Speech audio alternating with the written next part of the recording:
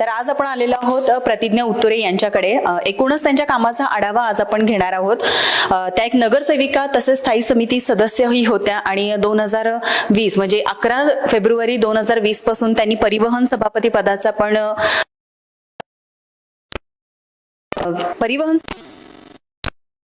बोललेले आहेत. पिंक बस पडिक आणि नापिक लहान कार्यालय झाली होती, त्याचं नूतनीक या सगळ्या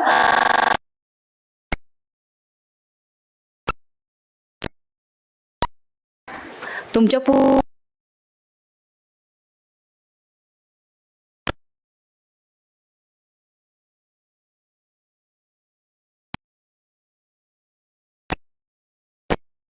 पालिकेस हस्तांतरित करण्याबाबत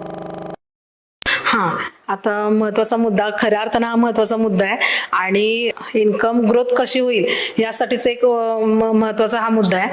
तर ही सगळ्यांची इच्छा आहे की जे काही TDR असतील किंवा ज्या काही आरक्षित जागा असेल त्या हस्तांतरित म्हणजे आपल्या ताब्यात घेऊन त्याच्यावरती KMT साठी उत्पादन कशा पद्धतीने वाढवता येईल असे काही प्रोजेक्ट त्याच्यावरती राबवता येतील, हा एक आमचा प्रयत्न अगदी आलेल्या दिवसापासूनचा आहे. तर आता आम्ही मूळ मालकांना सर्वांना नोटीस दिलेल्या आहेत आणि त्यांना आपण माननीय आयुक्त मॅडम असतील आणि आमचे परिवहनचे प्रशासकीय अधिकारी आणि आमची एक संयुक्त बैठक घेणार आहोत आणि त्या मूळ मालकांना कन्व्हिन्स करतो आणि ते जर तयार असतील तर लवकरात लवकर आपण त्या जागा आपल्या ताब्यात घेऊ. तर बरोबर आहे. तसंच KMTच्या मुख्य यंत्रशाळा परिसरामध्ये महाराष्ट्र ऊर्जा विकास अभिकरण मार्फत आणि सौर ऊर्जा निर्मिती प्रकल्प राबवण्याचा अभिनय प्रकल्प मंजूर झाला, पण ते काम कधीपासून सुरू होणार आहे आणि त्यासाठी किती निधी लागणार? तर अंतिम टप्प्यात आहे हे काम ऍक्च्युली आणि मला वाटतं मेडाकडून म्हणजे आमचे जे काही पेपर्स आपले बाकीचे जे क्लरिकल असेल ते सगळं प्रशासकीय फॉर्मॅलिटी सगळ्या पूर्ण झालेल्या आहेत. तर मेडामार्फत एनर्जी ऑडिट झालेलं आहे आणि त्यांच्याकडून आता काही फॉर्मॅलिटीज राहिलेल्या आहेत, त्याही लवकरात लवकर पूर्ण होतील आणि या माध्यमात काय होईल आणि DPDC मधून यासाठी विशेष अनुदान एक 25 लाखाचं अनुदान राहणार आहे. तर या माध्यमातून आपली एनर्जी तर सेव्ह होणारच आहे आणि शिवाय एकतर आता आर्थिक परिस्थिती KMTची बघता खूप खालावलेली आहे, आपल्याला सर्वांना ज्ञात आहे, पण ह्यातून इन्कम कसा मिळवता येईल आणि खर्च कसा कमी करता येईल ह्याकडे एक फोकस होता. तर ह्या माध्यमातून ह्या सोलर सिस्टीम सौर ऊर्जेच्या प्रकल्पातून काय होणार आहे की जे आपलं एनर्जी बिल जे असतं, इलेक्ट्रिसिटी जे बिल असतं ते पूर्णपणे बंद होईल आणि पूर्णपणे हा प्रकल्प हा म्हणजे पूर्ण सोलर सिस्टीम मार्फत ही इलेक्ट्रिसिटी प्रोव्हाइड केली जाईल आणि आमच्या यंत्रशाळेतील जे काही जुने इक्विपमेंट्स इन्स्ट्रुमेंट्स असणार आहेत तेही यामध्ये रिपेअर्स करून किंवा ते काही चेंजेस यामध्ये ते सगळं होऊन जाईल. म्हणजे त्या अर्थानं एकतर आपले यंत्रशाळा सुसज्ज होईल आणि आपलं एनर्जी सेव्ह होईल आणि एनर्जी आपण लाईट आपलं जे बिल आपण जे पेड करतो तो जो खर्च असतो तोही आपल्या यातून सेव्ह होईल. जे सेव्ह झाले जे पैसे आहेत ते तुम्ही परत महावितरणाकडे देणार का?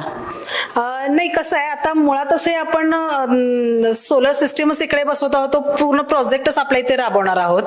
तर त्या माध्यमातून हे जे काही सेव्हिंग जे होणार आहे मुळातच KMTला इन्कम कमी आहे तर तो आम्हाला इकडे आमचे पगार भागवण्यासाठी असतील किंवा इतर काही KMTचे खर्च असतील तो आम्हाला इकडे वापरता येईल. तर मग 2009 पासून प्रलंबित असणारा निवृत्त कर्मचाऱ्यांचा पेन्शन आणि PFचा प्रश्न निकाली लागलाय का? हो, अगदी जीवाभावाचा प्रश्न आणि खऱ्या अर्थानं तळमळीने हा पूर्णत्वास न्यावा अशी एक इच्छा आम्हालाही होती. तर कसं आहे बरेच वर्ष झालं हा प्रलंबित आहे प्रश्न. ग्रॅज्युएटी आणि पेड लिव्स जे म्हणतो त्याचा जो काही पगार असतो तो आपण देणं लागतो कर्मचाऱ्यांना. KMTच्या कर्मचाऱ्यांनी आता आयुष्य म्हणजे त्यांचं पूर्ण आयुष्य KMT साठी खर्च केलं, त्यांनी ते काम केलं पण त्याचा मोबदला त्यांना ह्या आर्थिक अडचणीमुळे देता नाही आला. हा एक महत्वाचा मुद्दा आम्ही समोर ठेवला होता आणि त्या पहिल्याच दिवसापासून म्हणजे असे पूर्ण जे प्रोजेक्ट आम्ही एक ड्रीम प्रोजेक्ट म्हणून आम्ही डिक्लेअर केले आणि हा एक प्रोजेक्ट म्हणजे हे एक काम हाती घेतलं. आपले तत्कालीन आयुक्त मलिनाथ कलशेट्टी साहेब आणि आमचे KMTचे प्रशासकीय अधिकारी सर्वांनी आम्ही एक संयुक्त बैठक लावली होती आणि हे कसं हा प्रश्न मार्गी लावता येईल असं एक आम्ही म्हणजे यावरती तोडगा काढण्याचं आम्ही ठरवलं होतं. तर आम्ही मागणी महानगरपालिकेकडे केली की बाबा आम्हाला KMTला तुम्ही हा निधी उपलब्ध करून द्या. जवळजवळ मला वाटतं 6-6.5 कोटी ही रक्कम आहे आणि ही एकटी KMT काही देऊ शकणार नाहीये. पण जेव्हा आम्ही मागणी केली तर आयुक्त साहेबांच्याकडे की त्यांनाही तेवढं देणं शक्य नाही असं ते म्हणाले. तर थोडं तुमचं एक स्वतःचं काहीतरी एक अमाऊंट तुम्ही जमा करा आणि आम्ही थोडी मदत करू, अशा हिशोबाने ते आम्ही तो हाती घेतला. आत्ताच्या परिस्थिती पाहता आम्ही KMTने सेव्हिंग केलेलं आहे आणि एक जवळपास 2011 ते 2015 या लोकांचे पेमेंट खऱ्या अर्थानं आम्ही आज करतोय आणि आज आम्ही त्यांना म्हणजे चेक देऊन त्यांचं पेमेंट भागवतो ह्या 5 वर्षातल्या लोकांचं. हे एक मुळात मला एक समाधान आहे की बाबा एक रकमी ह्या लोकांचे पैसे जात आहेत. उरल्या पुढच्या लोकांचा प्रश्न असं एक होतं की बाबा ह्या सर्वच लोकांना मिळून ही रक्कम, ही थोडी कमी रक्कम जरी असली तरी ती सर्वांना जर वाटायला गेलं तर ती अगदी तोकडी होईल आणि त्यात ते काही पुरेसं म्हणजे ते कुणालाच पुरेसं होणार नाही. म्हणून आम्ही आमच्या परिवहन कमिटीने एक मीटिंगमध्ये निर्णय सर्वानुमते झाला की ह्या 5 वर्षातल्या लोकांना एक रकमी पूर्णपणे ह्यांना आपण भागू. त्या पद्धतीने आज तो आम्ही कार्यक्रम घेतोय आणि आम्ही त्यांच्या रकमा त्यांना देतोय. पण तुम्हाला तो आनंद वेगळाच झाला असेल की तुम्ही ज्या वेळेला ह्या पदावर आहे त्यावेळेला कर्मचाऱ्यांचे जे इतक्या वर्षापासूनचे जे प्रलंबित प्रश्न होते ते या ठिकाणी सुटलेले आहेत त्यांचे. तर अजून एक मला सांगायला आवडेल की हा झाला 2015 पर्यंतचा प्रश्न. इथून उर्वरित जे आहेत आता कोरोनाच्या पार्श्वभूमीवर आपल्याला सगळ्यांनाच माहिती आहे की KMTनं अगदी कोरोना योद्धा म्हणून आमच्या कर्मचाऱ्यांनी काम केलं आणि आमच्या काही बसेस आम्ही जिल्हाधिकारी कार्यालयाकडे दिल्या होत्या. त्या माध्यमातून जिल्हाधिकारी कार्यालयाकडून आम्हाला काही देणं लागतं. म्हणजे त्या काळामध्ये आमच्या बसेस फिरल्या, ज्या आपले परराज्यातून आणि जिल्ह्यातून येणारी लोक त्यांना पूर्वी आपण टेस्ट करत होतो आणि मग ते पॉझिटिव्ह निगेटिव्ह बघून आपण घरी सोडत होतो. हा जो त्यांचा प्रवास आहे तो आमच्या KMT मार्फत होत होता. आणि शिवाय फिरते दवाखाने आणि इतर काही झोपडपट्टीमध्ये जाऊन आमचे फिरते दवाखाने, त्यात डॉक्टर्स असायचे, आपले मेडिकल टीम असायची, ते जाऊन चेकअप करायचे त्या लोकांचे. म्हणजे प्राथमिक त्यांना काही उपचार लागणार आहेत का किंवा काही अडचणी आहेत का किंवा काही ते स्वतः लोक ही झोपडपट्टीतले जात नव्हते तर ते आपण त्यांच्यापर्यंत पोहोचलो. ह्या माध्यमातून कसं झालं की जिल्हाधिकाऱ्याकडे आम्ही बसेस दिल्या आणि त्यांनी आम्हाला एक उत्पन्नाचं साधन दिलं म्हणायला काही वावगं नाही. तर त्या माध्यमातून ते जे देणं आम्हाला लागतायत तर त्या आणि आपलं महानगरपालिकेकडून थोडी येणारा थोडासा निधी असं मिळून आपण हे या उरलेल्या लोकांचंही आपण पेमेंट करणार, लवकरात लवकर करण्याचा आमचा मानस आहे आणि त्यासाठी आजपासूनच आम्ही कार्यरत आहोत. कर्मचाऱ्यांच्या पेन्शनसाठी तर तुम्ही झटलाच, हे तर मान्यच आहे, पण महिलांच्या सोयीसाठी तुम्ही मोबाईल टॉयलेटची उभारणी करणार होता, ती पूर्ण झालेली आहे का? हो, आता कसं झालं, आम्ही एक 7-8 प्रोजेक्ट ड्रीम प्रोजेक्ट म्हणून आम्ही डिक्लेअर केले, पण या कोरोनाच्या पार्श्वभूमीवर आम्हाला म्हणजे एक हळहळ होती की बाबा आपण हे 2 प्रोजेक्ट अजून पूर्णत्वास नाही नेऊ शकलो. म्हणून आपण मागणी केलेली आहे आणि आपण प्रस्तावही ठेवलेले आहेत की आपल्या आरोग्य खात्याकडे की आम्हाला हे तुमच्या स्क्रॅप बसेस आम्हाला द्या आणि त्या स्क्रॅप बसेसची आम्ही पिंक बसमध्ये हे करू, जेणेकरून हे म्हणजे ही बस किंवा हे महिलांसाठी, फक्त महिलांसाठी शौचालय राहील. त्यामध्ये शौचालयाची निर्मिती आपण करणार आहोत आणि एका बाजूला स्नॅक सेंटर राहणार आहे. आणि आता आपण बाहेर बघतोय की महिलांसाठी विशेष असं सेपरेट असं शौचालय किंवा स्वच्छतागृह नसतात आणि त्यामुळं काय होतं की महिलांच्या आरोग्याचे प्रश्नही निर्माण होत आहेत. तर ही गोष्ट लक्षात घेऊन हा प्रोजेक्ट आम्ही आणला होता. त्यामध्ये एक रेस्टरूम राहील, महिलांसाठी सॅनिटरी पॅडची त्यात सोय केली जाईल. म्हणजे असे काही त्यामध्ये आम्ही मुद्दे घेतलेले आहेत आणि आरोग्य खात्याकडे आम्ही तो प्रस्ताव दिलेला आहे. लवकरात लवकर ते टेंडर प्रोसेसला लावतील आणि लवकरात लवकर तो पूर्ण होईल अशी आमची अपेक्षा आहे. तर आता KMTच्या मुख्य यंत्रशाळा आणि इतर ठिकाणच्या पार्किंग परिसरात डांबरीकरण आणि कॉन्क्रिटीकरण करण्यासाठी किती निधी मंजूर झाला आहे आणि तिथे सर्व्हिसिंग सेंटरची उभारणी होणार होती, मग त्याबद्दल काय सांगाल? जसं जसं मी म्हणाले की कोरोनामुळे आम्हाला बऱ्याच अडचणींना प्रत्येकाला सामोरे जावं लागलंय, त्या पद्धतीनेच महानगरपालिका आणि KMTची ही अवस्था आहे.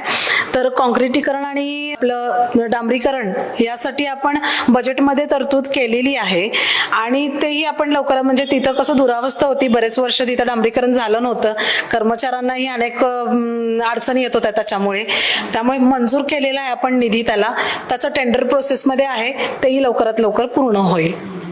तर परिवहन सभापती या काळात KMTच्या प्रधान कार्यालयाचा नूतनीकरणाचा प्रस्ताव कधी मांडला आणि ते कधी पूर्णत्वास आलं?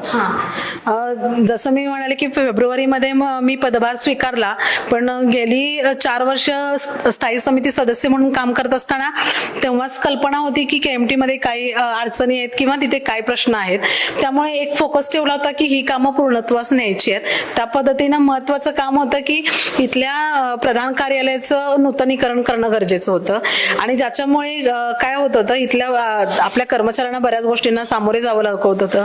मीटिंग घेणं असेल किंवा आणखी काही बाहेरच्या लोकांच्या मीटिंग्स घेणं असेल, परिवहनच्या मीटिंग घेणं असेल, यासाठी ते गरजेचं होतं. मग पहिल्या दिवसापासूनच हा आपण प्रोजेक्ट समोर ठेवला होता आणि तो आपण पूर्ण केलेला आहे आपल्या कालावधीमध्ये. आता KMT बसेसची कार्यक्षमता वाढवण्यासाठी आणि प्रदूषण कमी करण्यासाठी तुम्ही काय प्रयत्न केले? CNG प्रोजेक्ट आपण राबवलेला आहे, ज्यामध्ये डिझेल इंजिन आपण CNG मध्ये कन्वर्ट करतो आहोत. त्यामुळे काय प्रदूषणही कमी होईल आणि जवळपास महिन्याला आपला एक 4-5 कोटी आपले सेव्हिंगही त्यामधून होणार आहे. म्हणजे मला वाटते लिटर मागे काहीतरी 30 रुपयाचा फरक पडतो डिझेल आणि CNG मधून. तर हा एक प्रोजेक्ट आपला, आपण एक बस हस्तांतर केलेली आहे आणि त्यामध्ये ते कन्व्हर्टेशन चालू आहे, काम चालू आहे. तो आपण रिझल्ट बघू, त्याचा काय रिस्पॉन्स येतो किंवा त्याचा रिझल्ट काय येतो हे बघू आणि मग पुढच्या आपण प्रोसेस करू. म्हणजे पहिला टप्पा यातला झाला, आपण या पहिल्या टप्प्यात आहोत. तर काही वर्षापासून KMTची आर्थिक परिस्थिती बिकट बनली आहे आणि काही कारणामुळे KMT तोट्यात आहे. मग यासाठी KMTचा प्रचार प्रसार आणि उत्पन्न वाढीसाठी काय काय उपाययोजना केलीत तुम्ही? तुम्ही आपण मगापासून बोलतोच आहे की KMTची आर्थिक कंडिशन तशी बिकट आहे. तर आपण एक LED प्रोजेक्ट हाती घेतलेला आहे, ज्यामध्ये प्रत्येक बसमध्ये LED बसवले जातील आणि त्यामधून KMTचा प्रचार आणि प्रसार होईल. शिवाय आपल्या कोल्हापूरचं पर्यटन वृद्धीसाठी त्यात काही चित्रफिती दाखवल्या जातील, ज्यामधून आपल्या कोल्हापूर शहरातील महत्वाची जी ठिकाणं आहेत, प्रेक्षणीय स्थळं आहे, हेही दाखवलं जाईल, ते लोकांपर्यंत पोहोचेल. हा. आणि शिवाय आपण काही असंही त्यामध्ये एक ठेवतोय की बाबा त्याची ऍड करण्यासाठी एखादा दिवस कुठले तरी TV सिरियलचे स्टार्स येतील, कलाकार येतील, जेणेकरून KMT कडे थोडासा बघण्याचा दृष्टिकोन चेंज होईल आणि एक त्याचा प्रचार होईल, असा एक प्रोजेक्ट. आणि त्या माध्यमातून आपल्याला आपण LED साठी जी आपण कंपनी निवडलेली आहे, तर त्याचाही आपण 2 LED प्रायोगिक तत्वावरती एक पहिल्या मध्ये दिलेले आहेत, बसवलेले आहेत. त्याचा आपण रिझल्ट बघू आणि पुढच्या बसचंही आपण मग त्याला रिझल्ट चांगला असेल तर पुढचंही काम करू आणि त्या कंपनीकडून आपल्याला एक ठराविक रक्कम येणार आहे, ती आपण इन्कम म्हणून आपण KMT कडे वापरू शकतो. आता एक असा प्रश्न म्हणजे नगरसेविका, एक स्थायी समिती सदस्य आणि परिवहन सभापती हा पूर्णपणे कार्यकाळ तुमचा आतापर्यंतचा कसा होता आणि त्याचे अनुभव काय आहेत तुम्हाला? बरोबर. 2015 मध्ये आपल्या इलेक्शन झाल्या आणि पहिल्यांदाच मी निवडणूक लढवली होती आणि पहिल्यांदा यशस्वी झाली आणि पहिल्यांदाच मी तर पक्षाचे आभारी आहे की मला सलग 4 वर्ष त्यांनी आपलं स्थायी समिती सदस्यत्व दिलं. खऱ्या अर्थानं स्थायी समिती ही महापालिकेचं हृदय म्हटलं जातं, रक्त. म्हणजे जे काही महानगरपालिकेची महत्वाची कामं असतील, पूर्ण शहरातले महत्वाचे जे काही निर्णय असतील, ते स्थायी समितीमध्ये घेतले जातात. आणि याचा फायदा असा की मी सलग 4 वर्ष सदस्य राहिले आणि त्याच्यामुळे मला अभ्यास झाला की बाबा कुठला निधी नेमका कुठे वापरायचा आणि कुठल्या निधीची कुठून मागणी करायची आहे आणि नेमकं कशा प्रकारे काम केलं जातं, म्हणजे कुठल्या डिपार्टमेंटकडे, कुठल्या अधिकाऱ्यांच्याकडे काय काम घेऊन गेलं पाहिजे, ह्याचा अभ्यास तिथे झाला आणि ह्याचा फायदा मला माझ्या प्रभागासाठीही झाला. म्हणजे जास्तीत जास्त निधी आणण्याचं कसा आणायचा हे आम्ही तिथून शिकलो आणि आम्ही ते केलंही. म्हणजे माझ्या भागामध्ये मला सर्वात जास्त निधी आणण्याचा बहुमान मिळाला, मी आणू शकले आणि जे 30-40 वर्षापासूनचे रखडलेले महत्वाचे जे मुद्दे होते, ड्रेनेज असतील, पाईपलाईन्स असतील, जे पूर्वीच्या काळी राजारामपुरीत होते ते आता बदलण्याची गरज होती, तिथे मला म्हणजे त्याचा एक फायदा झाला. आणि तिथे स्थायी समितीमध्ये कसं मी जसं म्हणाले की सगळे शहरातील आणि महानगरपालिकेतील महत्वाचे मुद्देच तिथं चर्चा केली जाते आणि त्याच्यावरती तोडगा काढला जातो, त्या प्रश्नावरतीच अभ्यास तिथे होतो. त्यामुळे मला तिथेही समजलं की बाबा KMT मध्ये काय नेमकं करायला लागणार आहे, इथले काय प्रश्न आहेत, KMTची आर्थिक परिस्थिती असेल किंवा इतर काय प्रश्न आहेत, याचा एक मला अभ्यास झाला. आणि त्यामुळे मला इथं चेअरमन म्हणून काम करत असताना ते जरा सोपं गेलं, असं म्हणायला काही चुकीचं ठरणार नाही. तर आज आपण प्रतिज्ञा उत्तरे यांच्या कामाचा आढावा घेतला. एक नगरसेवक, एक स्थायी समिती सदस्य आणि परिवहन सभापती, अशा प्रकारे त्यांनी आतापर्यंतचा कार्यकाळ त्यांचा होता आणि त्यांनी ह्या काळामध्ये भरपूर कार्य केलेली आहेत आणि ती पूर्णत्वास पण नेलेली आहेत. याबद्दल त्यांना खूप खूप धन्यवाद आणि त्यांच्या पुढील कार्यास खूप खूप शुभेच्छा आणि त्यांच्या कर्तृत्वाला मानाचा सलाम. मी ही मराठीयांची आभारी आहे आणि मला इथे तुम्ही बोलवलात आणि माझं मत किंवा माझे विचार समाजापर्यंत पोहोचवण्याची जी संधी दिली त्याबद्दल मी खूप खूप आभारी आहे.